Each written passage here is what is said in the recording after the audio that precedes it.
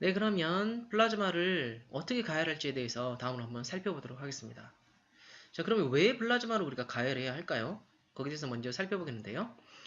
자, 여기 일본에서 이제 그린 그림인데 보시면 이게 이제 중수소입니다. 듀테륨, 그리고 여기 삼중수소, 듀테론과 트리톤이 있습니다. 이렇게. 자, 이제 이 둘이 만나서 핵융합을 일으켜야 되는데 안타깝게도 지금 이 경우는 원자 핵이죠. 듀테론과 트리톤. 그러니까 플러스 상태입니다. 이온 상태가 되겠죠. 그러면 여러분 잘 아시다시피 플러스와 플러스가 서로 만나면 밀어내는 쿨롬 청력이 발생하게 됩니다. 이런 쿨롱 힘이 발생하기 때문에 핵융합이 일어날 수가 없겠죠. 이게 대략 한 100도 정도 상황을 이야기하고 있는데요. 그런데 만약에 이걸 우리가 온도를 높이게 된다면 대략 한 1억 도 정도까지 굉장히 높은 온도를 올리게 되면 이 쿨롱 힘을 이겨내고 서로가 만나서 핵융합을 일으킬 수 있는 확률이 높아지게 됩니다. 그렇기 때문에 우리가 핵융합을 일으키기 위해서는 플라즈마를 고온으로 가열할 필요가 있습니다. 그렇다면 과연 어느 정도로 우리가 플라즈마의 온도를 높여야 될지 한번 생각해 보도록 하겠습니다. 자, 일반적으로 플라즈마 가열은 크게 우리가 세 가지 정도로 이야기를 하는데요. 지금 우리가 토카막에서 사용하고 있는 방식이 이 세 가지 방식을 사용하고 있습니다. 자, 첫 번째로는 오믹 커런트를 사용하는 방법, 그리고 두 번째는 패스트 파티클을 사용하는 방법, 마지막 세 번째는 마이크로웨이브를 사용하는 방법입니다. 자, 여기 보시면 토카막에서는 우리가 이제 자세히 배우시게 되겠지만 토카막 플라즈마 내에는 커런트가 이렇게 흘러가게 됩니다. 다음과 같이. 그리고 이제 두 번째는 이 커런트를 사용해서 가열하는 방식이 되겠고요. 이걸 오믹 히팅이라고 이야기를 합니다. 자, 두 번째 방식은 이제 뉴트럴 빔 인젝션 히팅, 중성 입자 빔을 주입하는 방식입니다. 이렇게 중성 입자 빔, 패스트 파티클을 넣어주게 되면 여기서 가열이 일어나는 방식. 그리고 마지막은 레디오 프리퀀시 히팅, 일렉트로마그네틱 웨이브를 넣어줘서 그걸 사용해서 이제 히팅하는 방식인데요. 이렇게 세 가지 방식이 있습니다. 그럼 이 세 가지 방식에 대해서 하나하나 조금 더 자세하게 살펴보도록 하겠습니다. 자, 첫 번째는 이제 오믹 히팅 방식인데요. 우리가 겨울에 추울 때는 다음과 같은 전기 방석을 사용하죠. 또는 동파 방지를 위한 이런 열선을 사용하네요. 보시면 구리코일 같은 걸 사용을 합니다. 그럼 그 기본 원리가 무엇일까를 우리가 생각해 볼 필요가 있겠죠. 자, 그러면 모든 물질은 우리가 저항을 가지고 있다는 걸 알고 있습니다. 전류가 흐르면 그러면 이제 전류가 흐르지 마. 그래서 막는 힘이 생기는 거죠. 그리고 우리가 저항이라고 말할 수 있겠는데, 그래서 일종의 마찰력. 여러분이 손에 이렇게 비비면 손이 따뜻해지죠. 이게 마찰에 의한 열이 발생하는 건데, 이처럼 전류가 흐르려고 하는데 이걸 막으려는 저항 때문에 막으려면서 마찰력이 발생하는데, 그게 바로 이제 오믹 히팅이라고 이야기할 수 있습니다. 또는 줄열이라고 이야기도 하고요. 자, 이런 방식을 통해서 우리가 플라즈마를 가열할 수 있는데, 자, 플라즈마도 마찬가지로 물질이기 때문에 플라즈마 내부에도 저항이 존재합니다. 자, 어느 정도 저항이 존재할 것이냐는 후에 우리가 또 배우시게 되겠지만, 또는 플라즈마 기초에서 여러분이 이미 배우셨을 걸로 생각이 됩니다. 플라즈마 내부에 저항이 존재하기 때문에 우리가 이 플라즈마에 전류를 흘려보내면 이 저항 때문에 이제 오믹 히팅, 줄열이 발생하게 되는 거죠. 이걸 사용하는 방식이 이제 첫 번째 플라즈마를 가열하는 방식이라고 말씀드릴 수 있겠습니다. 이제 이게 토카막의 고유의 특징 중에 하나입니다. 자, 그럼 그 다음 방식은 중성 입자 빔을 넣어 입사하는 방식인데요. 뉴트럴 빔 인젝션 또는 NBI라고 이야기합니다. 자, 이거는 원리가 다 이렇게 당구의 원리와 비슷한데요.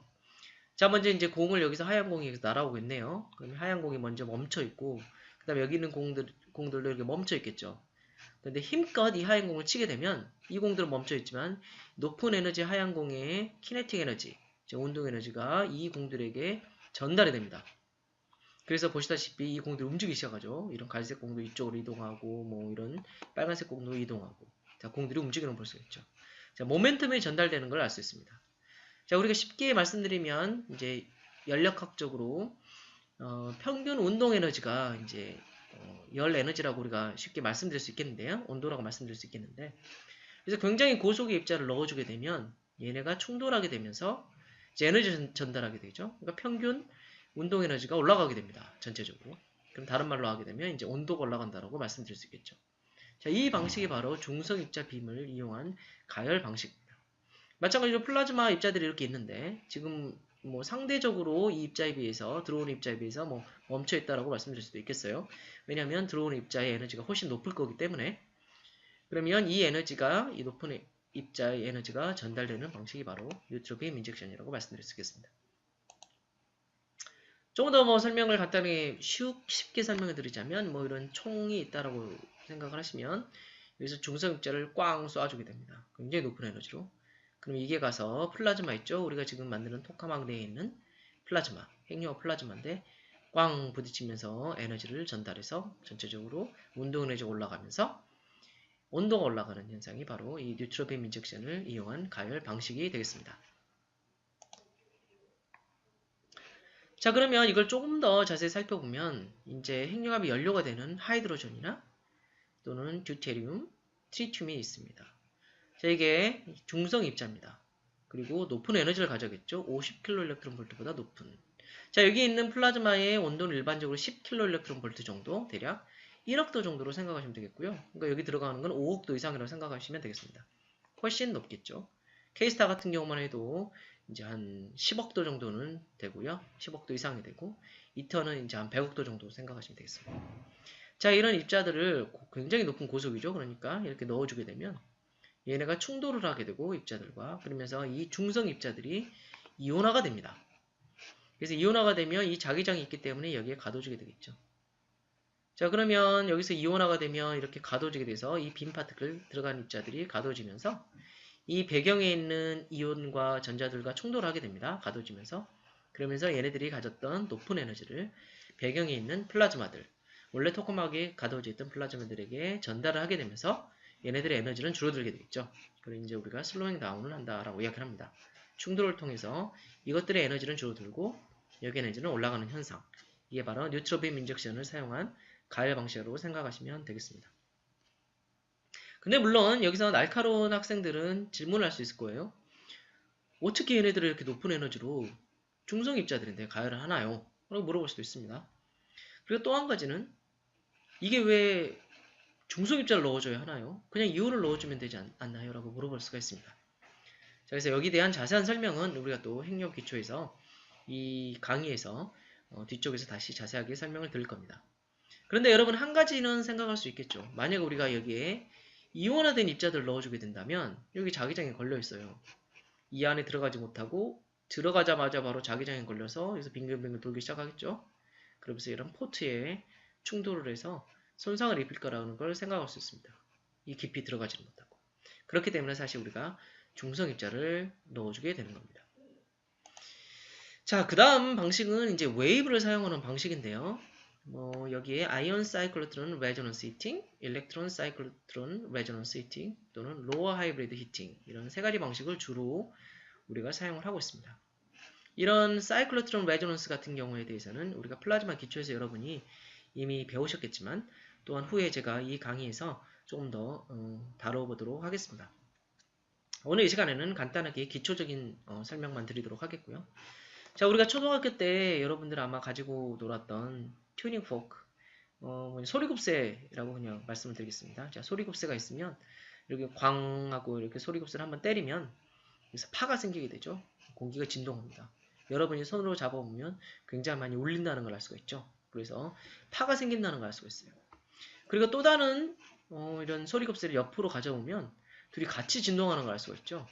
그 현상을 바로 우리가 공명이라고 이야기를 합니다. 레저넌스. 이 공명 현상을 이용해서 에너지가 전달될 수 있는데요. 굉장히 재밌는 예여서 제가 가져왔는데 2006년 3월 11일에 KBS에서 방영된 스펀지라는 과학 프로그램입니다. 이 당시 제목이 뭐였냐면 목소리로 와인잔 깨기라는 게 주제였는데요. 자, 이 사람은 여러분 혹시 아실지 모르는 김종서 씨입니다. 이제 락 가수인데요. 이분이 이제 손을 대지 않고 와인잔에 손을 대지 않고 소리로만 목소리로만 이 와인잔을 깨는 실험을 했습니다. 근데 굉장히 어려웠어요. 그래서 한 7시간 동안 이제 고생해서 소리를 질렀다고 하는데요. 7시간 후에 보시면 와인잔이 쨍 하고 이렇게 깨지는 것을 알 수가 있습니다. 그럼 도대체 왜 이 와인잔이 깨졌는가? 이게 바로 이제 여러분 아시는 공명이라는 현상이죠. 유리잔에는 이제 고유의 진동수가 있어서 눈에 보이진 않지만 진동을 하고 있습니다. 그 진동수에 맞추어서 우리가 소리를 지르게 되면 음파를 넣어주게 되는 거죠. 그 진동수에 맞춰서. 그러면 두 개가 유사해졌을 때 공명 현상이 일어나서 소리의 에너지가 와인잔에 전달되게 되는 거죠. 그래서 와인잔이 쨍 하고 깨지는 현상이 발생합니다. 바로 이런 공명 현상을 이용해서 이제 플라즈마를 가열할 수가 있는데 그게 이제 바로 웨이브를 이용하는 가열 방식이 되겠습니다. 자, 이걸 우리가 집에서도 많이 사용을 하고 있죠. 이런 공명 현상은 예를 들면 마이크로웨이브 오븐 여러분 집에 있는 전자레인지 이건 2.45GHz로 맞춰져 있어요. 그럼 또 궁금하죠. 이 전자레인지는 도대체 왜 2.45GHz라는 진동수에 맞춰져 있는가? 라고 이게 또 궁금할 수도 있을 거예요. 그러면 여러분들이 아시는 분은 또 아시겠지만 이 2.45GHz는 바로 이 물 분자물인데요. 물 분자의 고유 진동수입니다. 그래서 물 분자들 이렇게 떨림이 있는데 그게 2.45GHz예요. 거기에 맞춰져 가지고 우리가 파를 넣어주게 되는 거죠. 그게 전자레인지의 원리가 됩니다. 그래서 전자레인지에서 전자파가 이렇게 들어가게 되면 이렇게 들어가게 되죠. 그러면 물 분자의 고유 진동수와 공명을 일으켜서 물에게 에너지를 전달하게 되겠죠. 그러면 물이 가열되고 그래서 이제 음식이 따뜻해지게 됩니다. 그래서 여러분 혹시 이런 경험을 하셨을 수도 있어요. 어떤 음식을 넣는데 일부분만 뜨거워지고 일부분은 차가운. 그럼 여러분이 이렇게 의심하실 수 있겠죠. 과연 차가운 부분에는 물이 별로 없을 수도 있었겠다라는 것을 여러분이 생각하실 수도 있겠습니다. 자, 이게 바로 공명의 원리가 되겠고 토카막에서는 어떻게 이용하는지 한번 예를 한번 들어보도록 하겠습니다. 자, 이게 토카막 이게 진공 용기가 되겠고요. 이 안에 우리가 동그란 이런 원형의 플라즈마를 만들었다고 가정하겠습니다. 자, 여기에 안테나를 넣어줬어요. 아까 소리급수와 같은 안테나를 넣어줘서 그 다음에 뭐 소리급수에 궁 때리면 파가 발생하겠죠. 그런 식으로 우리가 이제 외부에서 이 안테나를 통해서 파를 넣어줬다라고 생각하겠습니다.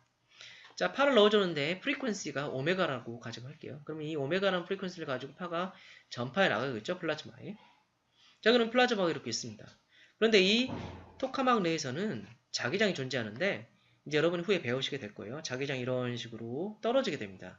위치에 따라서 1/r로 떨어지게 되는데 이 플라즈마는 이제 전자경우를 한번 살펴보도록 할게요. 이제 고유의 진동수가 존재하는데 아까 물에도 고유 진동수가 있듯이 플라즈마 내에도 고유 진동수가 있습니다.